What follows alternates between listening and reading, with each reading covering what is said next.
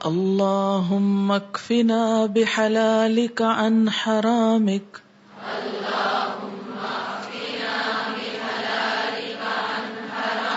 وأغننا بفضلك عمن سواك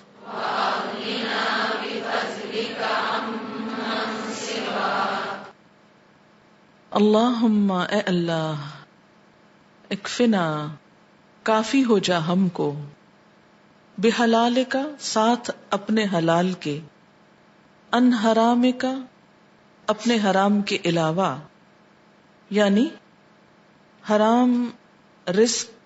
سے بچا کر ہمیں اتنا حلال دے کہ وہ ہمارے لیے کافی ہو جائے، وَأَغْنِنَا اور غنی کر دے ہم کو، بے پرواہ کر دے ہم کو،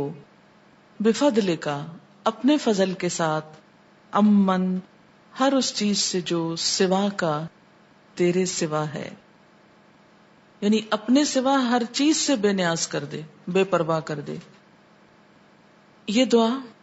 قرض کی ادائیگی کے لیے بھی بہت مفید ہے۔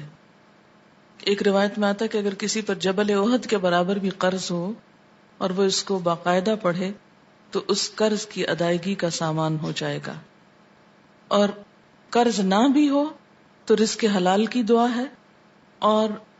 مخلوق سے بے پرواہی کی دعا ہے کہ اللہ جو لوگوں کے ہاتھ میں ہے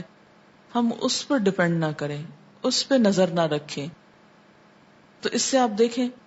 کہ انسان کے دل سے اگر لالچ نکل جائے، انسان کے دل سے حرص ختم ہو جائے اور دوسروں کے مال پر نظر رکھنے کی بجائے وہ اللہ کے فضل سے امید رکھے، تو اس سے انسان کا وقار بھی بڑھتا ہے اور اللہ تعالی کی محبت بھی حاصل ہوتی ہے، اور اس کے ساتھ ساتھ لقمہ حلال ہی انسان کی عبادت کو قبول کرنے کا ذریعہ ہے، انسان کی دعاؤں کو قبولیت بخشتا ہے۔ تو اس لیے صرف رزق کی دعا نہیں ہونی چاہیے، رزق حلال کی دعا ہونی چاہیے۔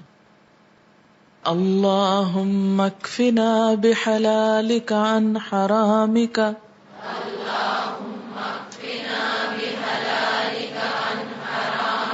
وَأَغْنِنَا بِفَضْلِكَ عَمَّن سِوَاكَ